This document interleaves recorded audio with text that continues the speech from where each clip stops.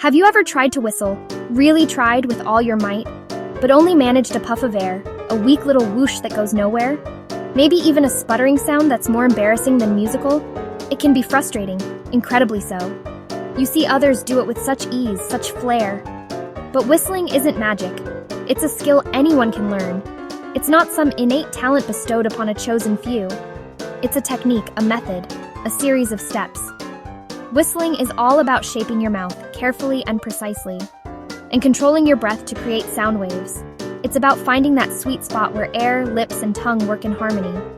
You don't need special equipment, just your mouth and some air.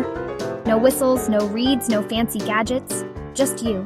When you get the shape right, when your lips are just so, air vibrates in a tiny chamber you make with your lips and tongue, a miniature echo chamber right inside your mouth.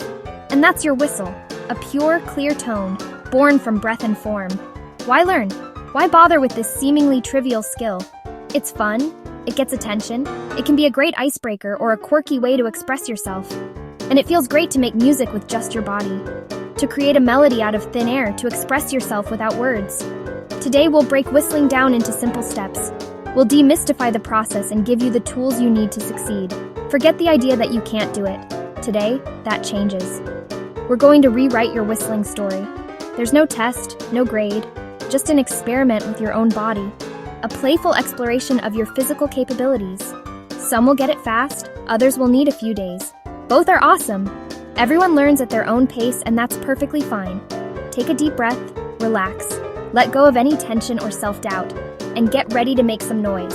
A beautiful, clear, attention-grabbing noise. Let's unlock the secret of whistling together. Let's embark on this sonic adventure as a team. Are you ready? Are you prepared to unleash your inner whistler? Let's go! Let the whistling begin! Have you ever wondered why whistling can be such a challenge for some people? Why is whistling so hard? It seems like such a simple thing, but for many, it remains an elusive skill. It's all about muscle memory and coordination, a complex interplay of different muscle groups working together in perfect harmony. It requires precise control and timing. Your lips, tongue, and breath. These are the key ingredients, must work together in a way they're not used to. It's an unfamiliar combination of movements that your body needs to learn. It's like learning to write your name, a skill that requires fine motor control and coordination. Awkward at first, but practice makes it natural. The more you practice, the more your muscles adapt and learn the necessary movements. The tricky part? What makes whistling so difficult to master?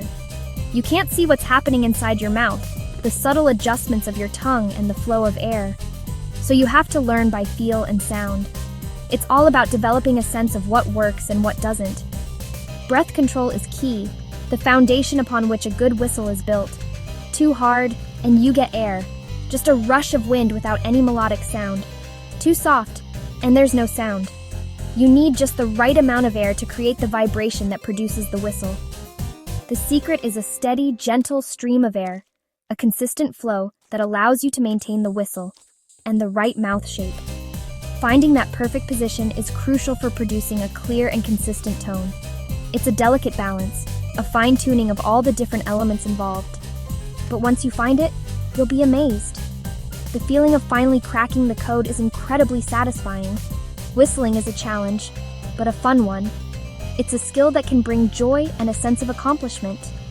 Stick with it, and your muscles will learn what to do. Repetition is key to developing the necessary muscle memory. Soon, you'll whistle without even thinking. It will become second nature, an effortless expression of joy. All right, are you ready to dive in? It's time for your very first whistling experiment. We're going to break down the process into easy-to-follow steps. Remember, practice makes perfect, so don't get discouraged if you don't nail it right away. The first crucial step is to start by wetting your lips. This is important because moisture creates a better seal, which is essential for directing the airflow correctly. Think of it like preparing a surface for painting. A smooth, even base makes all the difference. Now, pucker your lips into a small O shape. Imagine you're forming the letter O with your mouth. This shape will help to focus the air as you blow. Think of it like you're about to give a gentle kiss. Not too forceful, just a soft, controlled pucker. This is all about precision. The opening in the center of your lips should be tiny. Think about the size of a pencil eraser. Too big, and the air will escape without creating a whistle. Too small, and you won't get any sound at all. Next, gently rest the tip of your tongue just behind your bottom front teeth. This is a key element in directing the airflow. Now arch the middle of your tongue upwards toward the roof of your mouth, but be careful not to actually let it touch. You want to create a space, an archway, inside your mouth. This arch creates a narrow channel, a focused pathway, for the air to travel through. This is where the magic happens. Now take a gentle breath. Don't overfill your lungs. A controlled, steady airflow is what we're aiming for. Then gently blow out a slow, steady stream of air. Imagine you're carefully cooling down a bowl of hot soup. This controlled exhale is crucial. Listen very carefully now for a faint, high-pitched sound. It might be subtle at first, but that's the beginning of your whistle. If you hear it, even just a little peep, that's it. That's officially your first whistle. Congratulations! Now comes the fun part. Adjust your lips and tongue ever so slightly to experiment with the sound. Small adjustments can make a big difference. Try making the O shape of your lips a little smaller, then a little bigger, and see how the sound changes. You can also try arching your tongue a little higher or a little lower.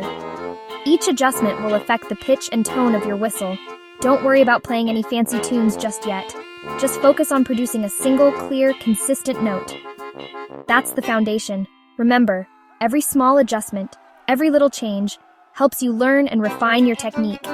It's all about building muscle memory and finding what works best for you. Congratulations!